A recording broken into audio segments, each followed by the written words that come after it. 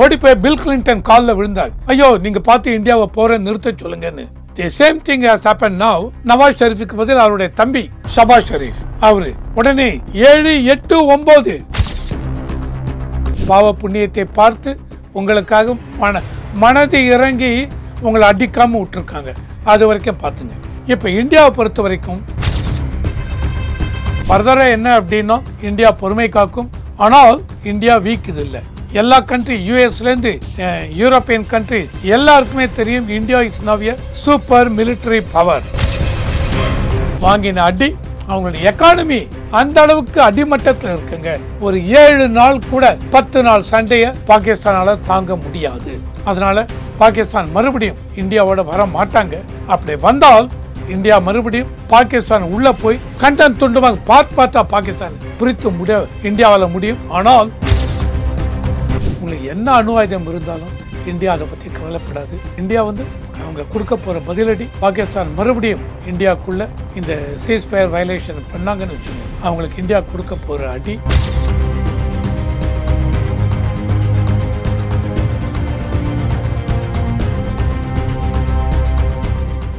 Real one நேயர்களுக்கு வணக்கம். இன்று நம்மளுடைய நேர்காணலுக்கு அரசியல் விமர்சகர் திரு ரவிசங்கர் அவர்கள் நினைச்சிருக்காங்க. சார் வணக்கம்.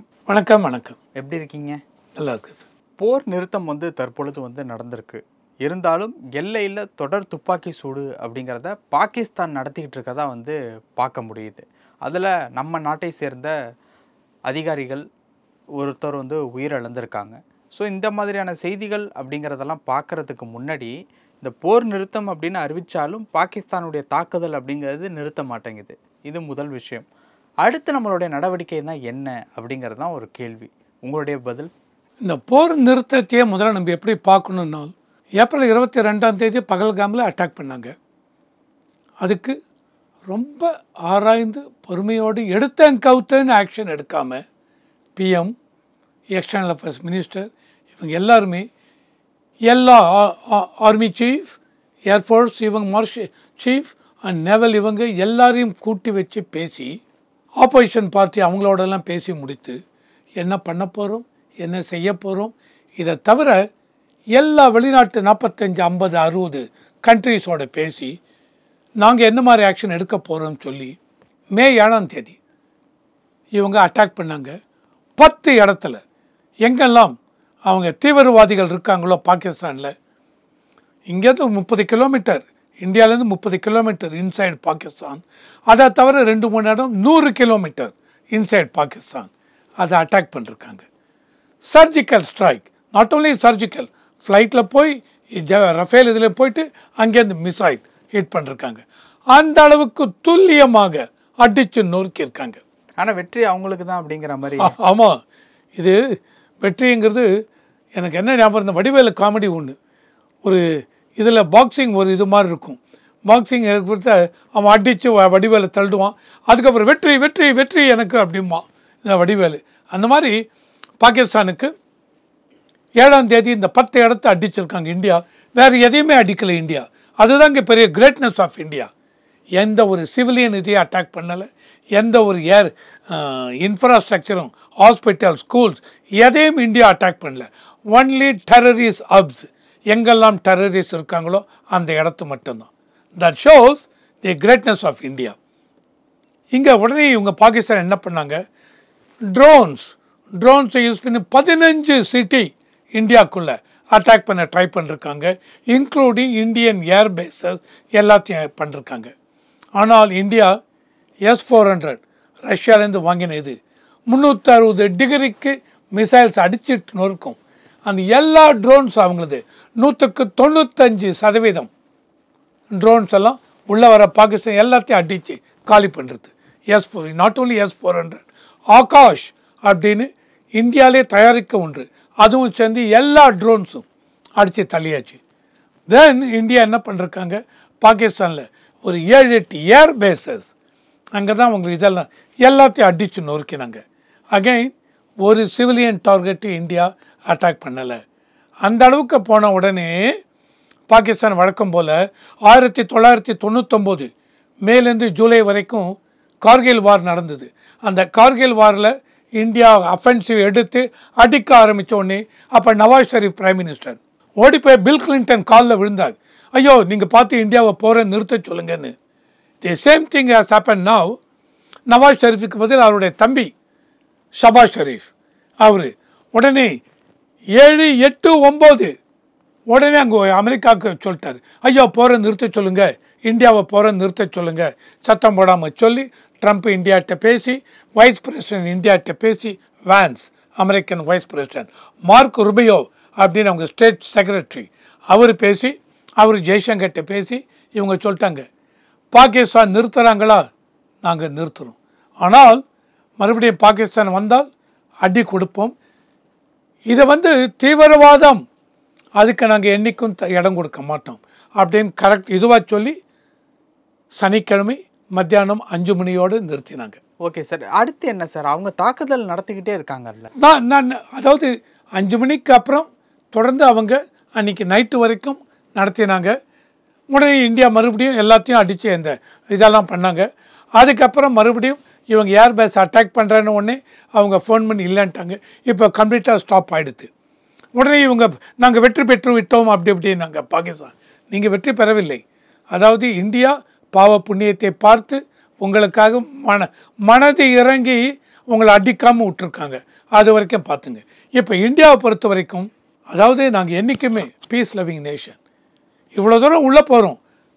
1971 அந்த வாரில் பார்த்தீங்கன்னு வச்சுங்க, பங்களாதேஷ் லிபரேஷன் பிரித்து கொடுத்துட்டு இந்தியா லாகூர் வரைக்கும் உள்ளே போயாச்சு. வெஸ்ட் பாகிஸ்தானில் அடித்து நொறுக்கின்னு போயாச்சு. பாகிஸ்தான் சரண்டர் ஆனாங்க. உடனே இந்தியா எல்லாத்தையும் விட்டு வெளியில் வந்துட்டாங்க. அவங்களது ஒரு ஸ்கொயர் கிலோமீட்டர் இதை கூட நம்ம ஆக்குப்பை பண்ணலை. சைனாவோட கம்பேர் பண்ணுங்கள். 1962 வார் இந்தியாவுக்குள்ளே இன்றைக்கும் 32,000 ஸ்கொயர் கிலோமீட்டர் சைனா பிடிச்சி வச்சிட்ருக்கான். இந்தியாவுக்கு திருப்பி கொடுக்கல. ஆனால் இந்தியா பாகிஸ்தானில் ஒரு ஸ்கொயர் கிலோமீட்டர் கூட 1971 வாரில் உள்ளே போயிட்டு வெளியில் வந்தாச்சு. இன்றைக்கும் அதே தான்.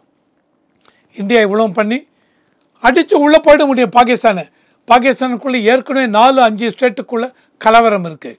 பாகிஸ்தான் 5 ஸ்டேட்டு சேர்ந்தது. அது எல்லாமே உடஞ்சி போகும். ஆனால் இந்தியாவுக்கு அது விருப்பம் இல்லை. எந்த ஒரு நெய்பரையும் நாம் தாக்கணும்னு. அதனால் இந்தியாவை பொறுத்த வரைக்கும் ஃபர்தராக என்ன அப்படின்னா இந்தியா பொறுமை காக்கும். ஆனால் இந்தியா வீக் இது இல்லை. எல்லா கண்ட்ரி யூஎஸ்லேருந்து யூரோப்பியன் கண்ட்ரிஸ் எல்லாருக்குமே தெரியும் India is now a super military power. அதனால் இந்தியா யாருக்கும் தலைவணங்காது. பாகிஸ்தான் நீ கேட்ட போரும் போரும் போரும் அப்படின்னு சொன்ன அமெரிக்கா மூலமாக உள்ளே வந்த நாங்கள் சரின்னு ஒத்துக்கிறோம். ஆனால் இந்தியாவை மறுபடியும் சீண்டி பார்க்காத. பார்த்தாலும் உங்களுக்கு இன்னும் பயங்கரமாக இருக்கும். ஒரு மாதம் கழித்து மறுபடியும் பாகிஸ்தான் இதுவாக வர மாட்டாங்க. வாங்கின அடி அவங்களுடைய எக்கானமி அந்த அளவுக்கு அடிமட்டத்தில் இருக்குங்க. ஒரு 7 நாள் கூட 10 நாள் சண்டையை பாகிஸ்தானால் தாங்க முடியாது. அதனால் பாகிஸ்தான் மறுபடியும் இந்தியாவோட வர மாட்டாங்க. அப்படி வந்தால் இந்தியா மறுபடியும் பாகிஸ்தான் உள்ளே போய் கண்டன் துண்டமாக பார்த்தா பாகிஸ்தான் பிரித்து இந்தியாவில் முடியும். ஆனால் இந்தியா ஒரு பீஸ் லவிங் நேஷன். அதனால் இதை செய்யாது. ஓகே, இப்போது தொடர் தாக்குதல் அப்படிங்கிறது போர் நிறுத்தத்தின் பிறகும் பாகிஸ்தான் பண்ணிகிட்டு இருக்காங்க. அப்போ நம்மளுடைய தாக்குதல் நம்ம சைட்லேருந்து அமைதி மட்டுமே தான் இருக்குது. அப்போ பதில் தாக்குதல் அப்படிங்கிறது இனி வரும் நாட்களில் இருக்குமா? இல்லை, அவங்க ஸ்டாப் பண்ணிட்டாங்க. பாகிஸ்தான் நேற்றோடு ஸ்டாப் பண்ணிட்டாங்க. அதாவது கீழ்மட்ட லெவலில் அந்த வயலேஷன்ஸ் இருந்ததுங்க. இந்த போரை நிறுத்தத்தை அனௌன்ஸ் பண்ணதுக்கப்புறமும் கீழ்மட்டத்தில் இருக்கவங்களுக்குள்ள அந்த வெறுப்பு இதெல்லாம் இருக்கும். ஸோ அந்த இன வெறுப்பாடு மத இது அதெல்லாம் இருக்குங்க. அதனால் இவங்க எங்களுக்கு இன்னும் ஆர்டரே வரலன்னு சொல்லி பண்ணிகிட்ருப்பாங்க. ஆனால் இப்போ கம்ப்ளீட்டாக ஸ்டாப் ஆகிடுது. ஆனால் இதையும் தாண்டி மறுபடியும் கீழ்மட்ட லெவலில் பண்ணால் இந்தியா அவங்களுக்கு பார்டர் செக்யூரிட்டி ஃபோர்ஸ் அவங்களுக்கு கண்டிப்பாக கொடுக்கும். இதே மீறி மேல் இடத்துல பாகிஸ்தான் இல்லைங்க எங்களுக்கு தெரியாதுங்க, தெரியாமல் பண்ணிட்டானா, ஓகே தெரியாமல் பண்ணிட்டானா, அப்போ உங்களுக்கு அந்த அளவுக்கு கண்ட்ரோல் இல்லையா, அப்போ நீங்கள் இருக்கிறதே அர்த்தம் இல்லை அப்படின்னு சொல்லிட்டு இந்தியா இன்னும் ஃபுல்லாக உள்ளே போயிட்டு பாகிஸ்தானை தரைமட்டமாக ஆக்குவதற்கு தயங்காது. அதனால் பாகிஸ்தானில் ஆட்சியே மாறும். ஆட்சியை மாறி மறுபடியும் மிலிட்ரி ஆட்சி வரும். இதில் எந்தவித ஐயப்பாடும் இல்லை. அதனால் இந்தியா மறுபடியும் சரியான பதில் கொடுக்கும். அதில் எந்த ஒரு ஐயப்பாடும் கிடையாது. ஓகே, அப்போது இனி வரும் நாட்களில் அவங்களுடைய தாக்குதல் அப்படின்னு தொடர்ந்தா நம்மளுடைய தாக்குதல் அப்படிங்கிறது ரொம்ப அதிரடியாக இருக்கணும், தீவிரமாக இருக்கும். இது வரைக்கும் 7-8 ஏர்பேஸ் தான் அடித்து நொறுக்கினோம். ஆனால் இதுலேயே நீங்கள் ஒன்று பார்த்தீங்கன்னு வச்சுங்க, இந்தியா 2 நாளைக்கு முன்னாடி அவங்களோட நியூக்ளியர் இதெல்லாம் ஆர்ம்ஸ் எல்லாம் எங்கே இருக்கோ அதுலேயே வந்து எல்லாத்தையும் ஒரே இடத்துல வச்சுருக்க மாட்டாங்க. இப்போ பாகிஸ்தானுக்கு மட்டும் பார்த்தீங்கன்னா 170 அணு ஆயுதம் இருக்குது பாகிஸ்தானில். இந்தியாவிலும் அதே அளவில் இருக்குது. எல்லாத்தையும் ஒரே இடத்துல வச்சுருக்க மாட்டாங்க. அதனால் இது என்ன பண்ண, நேத்தியே ஒரு 2-3 இடத்துல இந்தியா அட்டாக் பண்ணியிருக்கணும். அந்த இந்து குஷ் மவுண்டனு கீழே so many டனல்ஸ் இருக்கும், நேச்சுரலாக அமைந்த டனல். அது கீழே இவங்க ஒரு இடத்துல ஒரு சில இதெல்லாம் வச்சுருக்காங்க. இந்தியா அதை அட்டாக் பண்ணிருக்காங்க. அதனால தான் அங்கே பூகம்பம் வெடித்த மாதிரி ஒரு பெரிய ஒரு இது அந்த இந்த ரிக்டர் மேக்னிடியூடில் 4.5 இது வந்தது அப்படின்னாங்க. ஸோ அமெரிக்காவிலேருந்து அந்த ஆக்சுவலி இந்த இடத்துல அணுகுண்டு இதுவாக இருக்கா, எந்த அளவுக்கு ரேடியோ ஆக்டிவிட்டி இதெல்லாம் இருக்குன்னு பார்க்குறதுக்கு அங்கேருந்து வெஹிக்கிள் வந்தது. ஆனால் இதனால் இருக்கலாம் அப்படிங்கிறது தான், இந்தியா அதை தான் அட்டாக் பண்ணான்னு சொல்ல வரலை, இருக்கலாம்னு. இதற்காக இதை பார்த்து தான் பாகிஸ்தான் பயந்துட்டாங்க. உடனே அமெரிக்காவுக்கு ஓடி போய் அமெரிக்காவில் சீஸ்ஃபயர் அனௌன்ஸ் பண்ணுங்கன்னு. ஸோ இவங்களுக்கு என்ன அணு ஆயுதம் இருந்தாலும் இந்தியா அதை பற்றி கவலைப்படாது.